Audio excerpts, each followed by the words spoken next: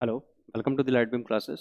तो यहाँ पे हम एक न्यू टॉपिक के साथ हैं कि न्यू टॉपिक के अंदर हमारा क्या है, क्वाड्रेटिक इक्वेशन। क्वाड्रेटिक इक्वेशन हमारा एक बहुत इंपॉर्टेंट चैप्टर है जिसके अंदर हम लोग क्या करते हैं कि जो हमारे क्वाड्रेटिक पॉलिनोमियल्स होते हैं उन्हीं की क्वाड्रेटिक इक्वेशंस को क्या करते हैं, हम लोग सॉल्व करते हैं। तो आइए देखते हैं इसके मेजर कॉन्सेप्ट्स कौन कौन से हैं। क्वाड्रेटिक इक्वेशन जो हमारा चैप्टर है इसके अंदर हमारे सब टॉपिक्स हैं कि सबसे पहले तो इसकी स्टैंडर्ड फॉर्म क्या होती है, स्टैंडर्ड फॉर्म पे भी एमसीक्यू बन जाते हैं इस पे। उसके बाद इसका मीनिंग क्या है, इसके बाद नेचर ऑफ रूट्स क्या होंगी, क्वाड्रेटिक इक्वेशन क्या होगी, क्वाड्रेटिक फॉर्मूला क्या होगा।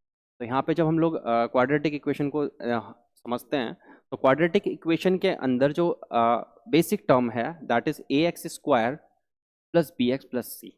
यानी कि जो भी हमारा एग्जाम्पल, जैसे मैं एग्जाम्पल ले रहा हूँ, 2x² plus 5x plus 2 is equal to 0। ये भी अपने आप में क्या है, एक क्वाड्रेटिक इक्वेशन है, क्योंकि यहाँ पे जो वेरिएबल है x उसकी डिग्री कितनी है, 2। तो और ए बी सी यहाँ पे क्या होंगे, ये a है, ये b है, ये c है, हमारे रियल नंबर्स होंगे। तो इस तरह की जो इक्वेशंस हैं पॉलिनोमियल्स में भी आप लोगों ने 9th क्लास में इसको गो थ्रू किया होगा कि जो हमारे जिनकी डिग्री 2 होती है वो पॉलिनोमियल्स क्या होते हैं, वही हमारे यहाँ पे क्या होता है, क्वाड्रेटिक इक्वेशन होता है। तो स्टैंडर्ड फॉर्म आपने देखी, ax² plus b x plus c. Students में से गलती क्या करते हैं सबसे ज़्यादा, कहीं भी स्टैंडर्ड फॉर्म में लिखने को बोलेगा तो वो ऐसे लिख देंगे 2x² plus 5x is equal to 2। ये गलत हो गया, स्टैंडर्ड फॉर्म नहीं है। स्टैंडर्ड फॉर्म तब होगी जब ये 0 के इक्वल आए, और उसके लिए आपको 2 को किधर ले जाना पड़ेगा, इधर ले जाना पड़ेगा, और ये इक्वेशन यहाँ पे बनेगी। उसके बाद यहाँ पे इसने बताया भी हुआ है कि क्वाड्रेटिक इक्वेशन में क्वाड्रेटिक टर्म ax² होती है, लीनियर टर्म bx होती है, और कांस्टेंट टर्म c होती है। और ये जीरो जो होता है वो एक्सप्रेशन होता है जो हम इसको इक्वल टू जीरो पुट करते हैं ताकि हम इसको क्या कर सकें, सॉल्व कर सकें और फर्दर इसके ऊपर मैथमेटिकल ऑपरेशन कर सकें। तो यहाँ पे आपसे एमसीक्यू में पूछा जा सकता है, जैसे कि इसी क्वेश्चन में पूछ ले कि इसमें लीनियर टर्म कौन सी है, तो A B C D 4 option होंगे जिसमें 5x जो टर्म होगी उसमें आपको टिक करना है। उसके बाद हम चलते हैं इसका मीनिंग क्या। मीनिंग मैंने बताया, equation of degree 2 in one variable. ये आप लोगों ने 9th क्लास में पढ़ा था कि जिनकी डिग्री 2 होती है उन्हें हम लोग क्वाड्रेटिक पॉलिनोमियल बोलते हैं। उन्हें जब 0 के इक्वल पुट कर देते हैं तो वो क्वाड्रेटिक इक्वेशन बन जाती है। अब हमारे यहाँ पे 10th क्लास के अंदर इसके दो पार्ट हैं जो कि बहुत इंपॉर्टेंट हैं। वो है इसके सॉल्यूशन। तो आप देख रहे हैं कि फैक्टराइजेशन से और क्वाड्रेटिक फॉर्मूला से हम इसको क्या कर सकते हैं, सॉल्व कर सकते हैं। तो ये सॉल्यूशन पार्ट है।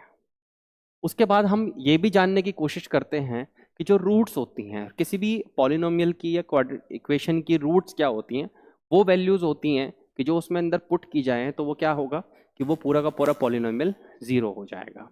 तो यानी कि नेचर ऑफ रूट्स अगर हमें जानना है, यानी कि उसको सॉल्व करे बिना हमें बस ये जानना है कि नेचर क्या है रूट्स का, वो रियल हैं, वो इमेजिनरी हैं, या वो इक्वल हैं।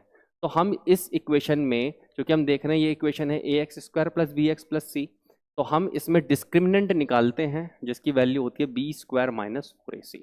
मैं इसके क्वेश्चंस भी लूंगा फर्दर सॉल्व करने के लिए, और अभी हम इस थ्योरी को समझते हैं। b² माइनस 4ac जब हम उसमें निकालेंगे minus 4ac, b² minus 4ac में जब हम abc की वैल्यू पुट करेंगे तो 3 केसेस निकल के आते हैं, पहला केस, दूसरा केस और तीसरा केस। अगर d ग्रेटर देन है 0 के, मान लो उसकी वैल्यू आती है 2, 10, 15, 100, 500, 1000, what ever it comes, but it must be greater than 0। तो हम कहेंगे कि यहाँ पे क्या है, जो रूट्स हैं इसकी वो दोनों के दोनों अलग हैं और वो रियल हैं। रियल का मतलब वो ऐसे हैं 2, 5, 7 एट्सेट्रा, मतलब नंबर्स में है। अब अगर d इज इक्वल टू 0 आ जाता है तो ये होता है 2 इक्वल रूट्स, यानी कि रूट्स कैसी हैं, इक्वल हैं। जैसे एक रूट 3 है तो दूसरी भी 3 है, अगर एक 5 है तो दूसरी भी 5 है, तो इक्वल रूट्स हैं। पहले वाले केस में इक्वलिटी नहीं होती, कोई रूट 3 है तो कोई रूट -5 है दूसरी, एक रूट 1 है तो दूसरी उसमें -5 हो सकती है, -2 हो सकती है। तो इस तरह से होता है। तीसरा केस सबसे इंपॉर्टेंट है, d लेस देन अगर 0 है तो रूट्स कैसी हैं, इमेजिनरी हैं, कोई भी रियल रूट्स नहीं हैं। अब ये हम हायर क्लासेस में जाके पढ़ते हैं कि इमेजिनरी रूट्स वगैरह क्या होते हैं, this is in the 11th class. But हमारा स्कोप यहाँ पे क्या है, हम इस रूट्स को नहीं निकाल सकते, हम केवल इन दो केसेस में ही इसकी रूट्स को निकाल सकते हैं। अब इसकी रूट्स को निकाला कैसे जाए, उसके लिए दो मेथड्स हैं, by factorization, and factorization is middle term splitting, जो आप लोगों ने 9th क्लास में भी पढ़ा है, middle term splitting. Middle term splitting में क्या होता है कि मिडिल टर्म को हम स्प्लिट करते हैं फैक्टर्स में निकाल करके। जैसे यहाँ पे इसकी रूट्स हमें निकालनी है, तो हम देख रहे हैं 6 है और यहाँ पे क्या है 2, कोफिशिएंट ऑफ एक्स स्क्वायर की मल्टीप्लाई होती है कांस्टेंट टर्म में, तो यहाँ पे 6 इंटू -2 हमारे पास आ गया -12। अब -12 के ऐसे फैक्टर्स करने हैं कि यहाँ पे क्या आ जाए, यहाँ पे -x आए। तो हम देखते हैं कि कितने होते हैं, 4 इंटू 3। तो अगर मैं -4x प्लस 3x ले लूँ तो क्या होगा, बीच में -x आ जाएगा जो कि यहाँ पे दिया हुआ भी है, और वापस मल्टीप्लाई होकर 4 3 जा 12 आ जाएगा। तो यहीं पे किया ये हमने कि 6x square plus 3x minus 4x minus 2, फिर इसमें से हमने दो टर्म्स में से कॉमन लिया, इन दो टर्म्स में से कॉमन लिया, और हम क्या किया, यहाँ पे इसको इसके दो फैक्टर्स निकाल लिए। इन फैक्टर्स को जब हम जीरो के इक्वल पुट करते हैं तो हमारे पास इसकी रूट्स आ जाती हैं। ऐसे क्वेश्चन मैं आगे भी लूंगा स्लाइड्स में, यहाँ पे बस हम लोग केवल मेथड के गो थ्रू जा रहे हैं। उसके बाद है क्वाड्रेटिक फॉर्मूला। क्वाड्रेटिक फॉर्मूला क्या है, श्रीधराचार्य फॉर्मूला भी बोलते हैं इसको।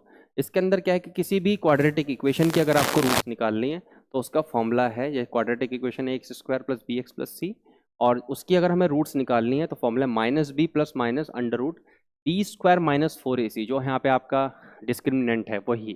तो अगर मैं इसको लिखूँ तो ये भी लिख सकता हूँ, minus b plus minus under root d upon 2 into a. तो डी जो है वो डिस्क्रिमिनेंट वाला ही है। हम जब ये सब वैल्यूज़ यहाँ पे पुट करते हैं तो पुट करने से हमें मिल जाती हैं डायरेक्ट वैल्यूज़ मिल जाती है। किस तरह से इसको अप्लाई करते हैं, कैसे हम क्वेश्चंस को सॉल्व करते हैं, इसको करने के लिए मैं नेक्स्ट स्लाइड्स में कुछ क्वेश्चन लेने जा रहा हूँ, जिससे कि आप लोगों को और कॉन्सेप्चुअल क्लैरिटी इसके अंदर आएगी। आई होप कि आप लोगों को इतना तो समझ में आया होगा, और नेक्स्ट स्लाइड के अंदर हम नेक्स्ट क्वेश्चन लेते हैं। Thank you.